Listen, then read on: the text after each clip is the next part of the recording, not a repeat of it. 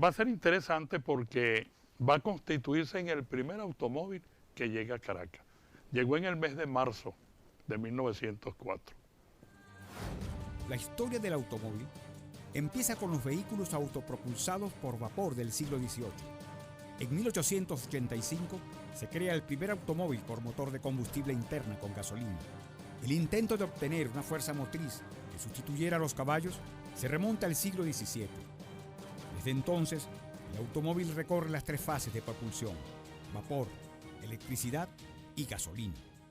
Un mes después, es decir, en el mes de abril, va a venir otro carro traído por el doctor Pietri. Ese carro va a ser un automóvil de origen francés que va a constituirse en el segundo automóvil que llega a Caracas. Un automóvil lujosísimo.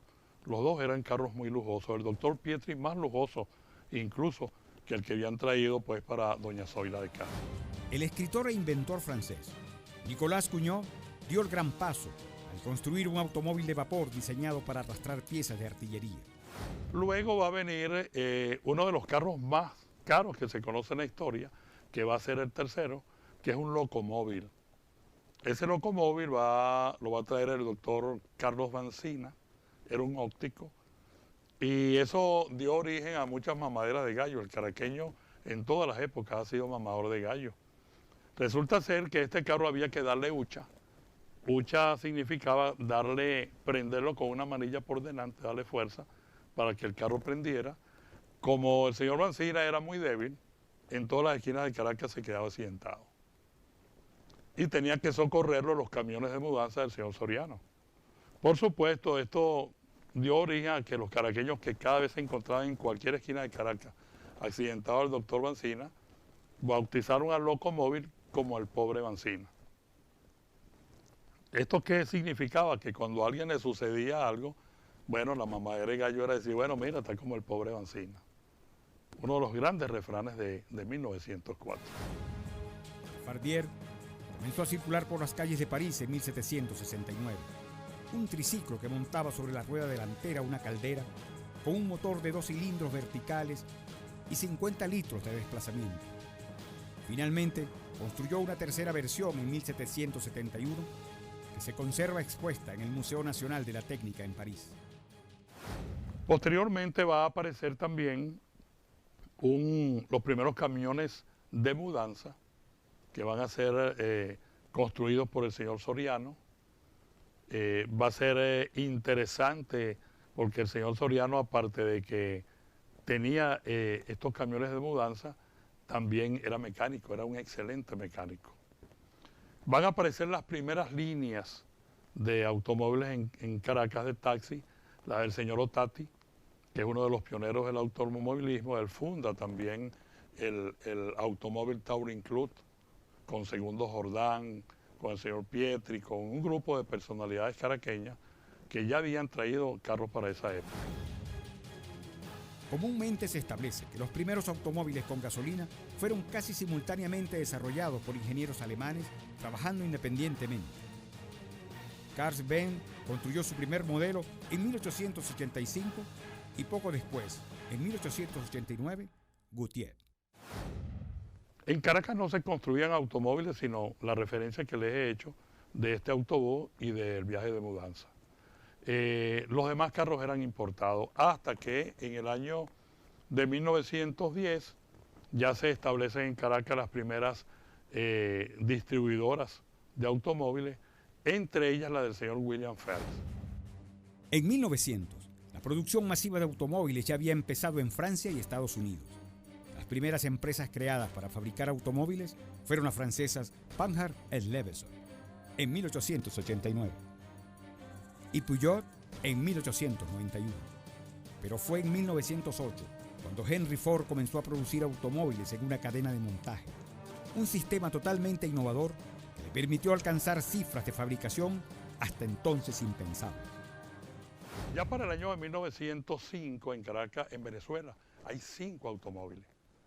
3 en Caracas, 1 en Maracaibo y 1 en Barquisimeto. Ese carro de Barquisimeto fue llevado para una conocida casa comercial de Barquisimeto. Para el año de 1908 ya van a aparecer otros automóviles en Caracas. Se va a construir el primer autobús con un chasis de Dion Bouton, que era una marca italiana, una mezcla. Destaca la llegada del automóvil a Venezuela gracias a la iniciativa del emprendedor William Henry Fell, que en el 5 de agosto de 1911, con la colaboración de Edgar Anzola, dio inicio a la importación masiva de automóviles. Para hacer realidad su comercialización a gran escala, era imprescindible dar a conocer las bondades del automóvil. Según relata John Fell, nieto de William, primero había que convencer al cliente de subirse al auto en la esquina de Sociedad, mirando hacia el Guairo, con su abuelo haciendo las veces de chofer, pues casi nadie en Caracas sabía manejarlo. Aflojaba la palanca y de allí salían pendiente abajo. Al pasar por cipreses, el automóvil tomaba velocidad hasta casi llegar al río donde paraba. Luego, para remontar la cuesta había que alquilar un coche tirado por caballos. El señor William Fell va a constituir una empresa con el señor Arbelo, que se va a hacer muy famosa. Y aquí vale la pena destacar que el señor Fell ha tenido en la historia venezolana una importancia enorme. El señor William Fell vino a cubrir una noticia de un periódico estadounidense a Venezuela y se quedó, se enamoró. Mandó a buscar sus ahorros a los Estados Unidos y se quedó enamorado de nuestro país. Él va a traer los primeros discos que vienen en 78, él va a hacer el almacén americano, él va a traer los primeros Ford que llegan a Caracas en combinación con el señor Arbelo. Una vez que el señor Arbelo fallece, él se queda ya solo con la empresa. Este almacén americano va a tener una importancia enorme porque va a originar muchísimas cosas, entre ellos la radiodifusión venezolana. Para entonces Venezuela solo contaba con rudimentarios medios de transporte, simples coches y carruajes impulsados por bestias y sillas tiradas por personas.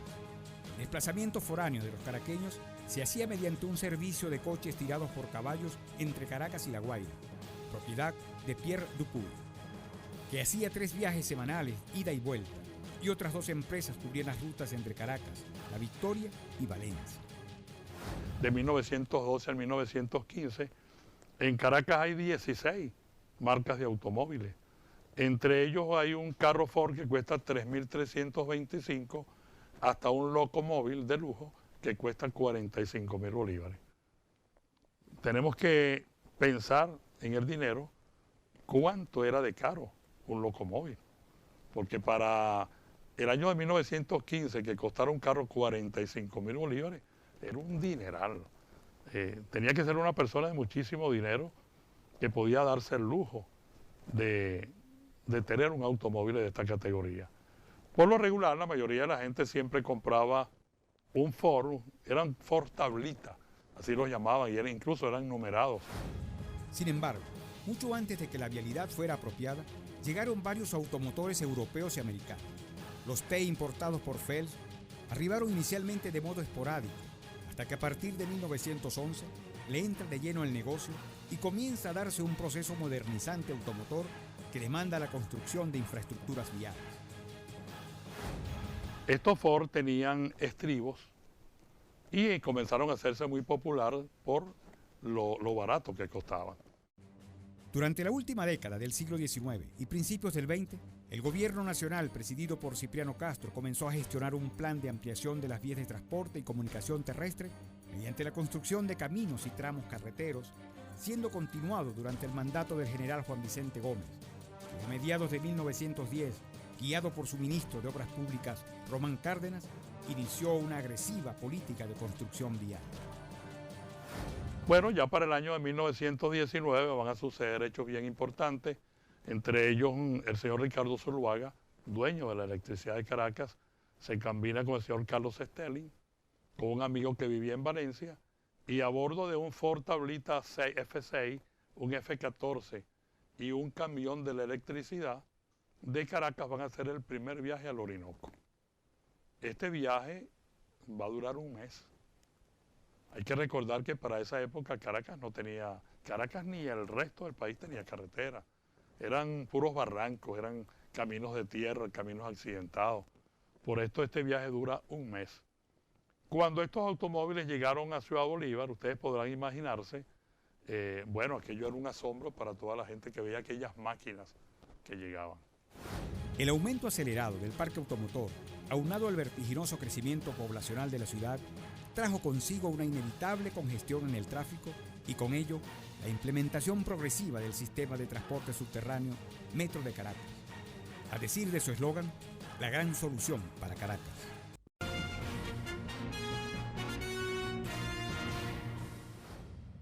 Y llegó el automóvil. Son importantes porque es el único medio de transporte con el cual podemos trasladar fácilmente y, bueno, más rápido, pues, para cualquier tipo de diligencia que se pueda hacer. Es imprescindible, para mí es imprescindible el uso del automóvil. William Phelps contacta a las empresas estadounidenses Ford y el fabricante de la marca Buick para comercializar sus automóviles a través de las firmas Arbelo y Phelps, del almacén americano y el automóvil universal.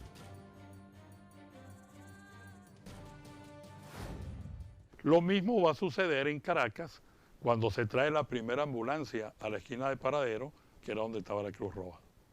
Bueno, la gente vio aquel cajón grande con un motor adelante y una cruz en el medio y decían, ¿qué es esto? Era la primera ambulancia que venía a nuestro país.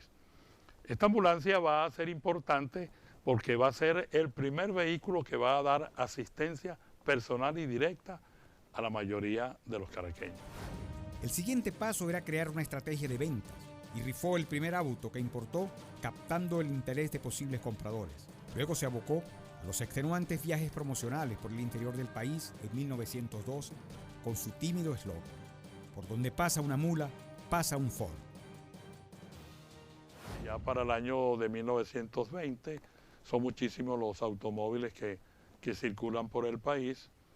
Cuando viene Charles Lindbergh a Maracay, después de haber hecho el célebre cruce del Atlántico, el señor Ladera, que era dueño de un Hudson Special, se va a trasladar a Maracay y en su automóvil va a trasladar al general Juan Vicente Gómez a los sitios que tenían destinados para este ilustre visitante. Paulatinamente, el automóvil fue colmando páginas en la prensa cada vez más informativa y comercial. Bien es sabido que la publicidad del automóvil logra en la prensa escrita un aliado importante, convirtiéndose en un medio indispensable y un soporte duradero en beneficio de la industria automotriz en Venezuela. El automóvil va a ir tomando una importancia porque ya el tranvía eléctrico que sustituye a los automóviles que eran los tranvías de caballito, de tracción de animales, van a aparecer en 1910, van a estar hasta el año 46, cuando ya no pueden competir con el parque automotor que había en Caracas. El parque automotor era ya enorme, la mayoría de la gente que podía, los grandes empresarios, tenían sus automóviles. El primer censo de automóviles se realizó en 1918, impulsado por la avasallante utilidad de estas máquinas en la vida de los caraqueños. Y a partir de 1925, el automóvil proliferaba a pasos agigantados, fundamentalmente en Caracas. En el año de 1919 va a suceder un trágico accidente que lo va a hacer el señor Bustamante cuando a bordo de su Hudson atropella al doctor José Gregorio Hernández. Esto va a ser una noticia que va a conmover a toda la nación. El golpe fue muy fuerte y, por supuesto, fallece el doctor José Gregorio Hernández. Accidentes terribles pueden causar la muerte de personas que ni se percatan, pues. En 1922, el transporte urbano se hacía en tranvías, no había autobuses. La vida del caraqueño era tranquila, nadie sufría de angustia producto del tráfico. Pero el crecimiento demográfico obligó a la modernización del transporte público e introdujeron los trolebuses, que eran tranvías eléctricos pero sin rieles, que se desplazaban sobre ruedas de goma hasta 1937, cuando fueron reemplazados por la era de los autobuses y carritos por puesto. Hay gente que por lo menos en el caso de Venezuela, influye mucho la inseguridad. Dicen que el salir sin carro es perjudicial para ellos. Ese es su concepto. No puedo ir en camionetica, no puedo ir en metro, me pueden robar. Pero la llegada del automóvil trajo también los accidentes. Esto hizo que las autoridades sancionaran leyes y reglamentos con la finalidad de prevenir este tipo de siniestros y lograr que los usuarios de las vías respetaran las disposiciones de tránsito. Bueno, yo no creo que la gente quiera matar gente. La gente es inconsciente porque piensa que van solos en la vía y entonces por eso es que ocurren en su mayoría de los tiempos los accidentes. Cuando también sigues las normas del tráfico, las normas del tránsito, la cautela, la autopreservación, mira, yo creo que se producen los milagros en el sentido de que te estás cuidando y estás cuidando al ciudadano que va a pie. Para 1919, el parque automotor en Caracas es inmenso.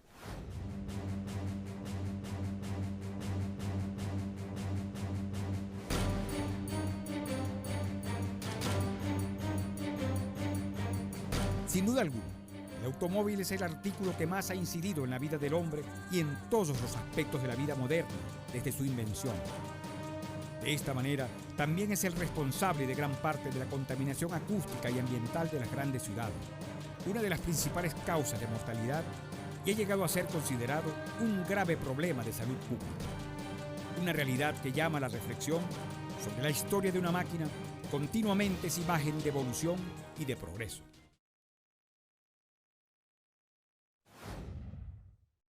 El automóvil, sin lugar a dudas, que va a marcar una época importantísima en el país porque va a producir cambios totalmente inesperados. O sea, la ciudad comienza a modernizarse.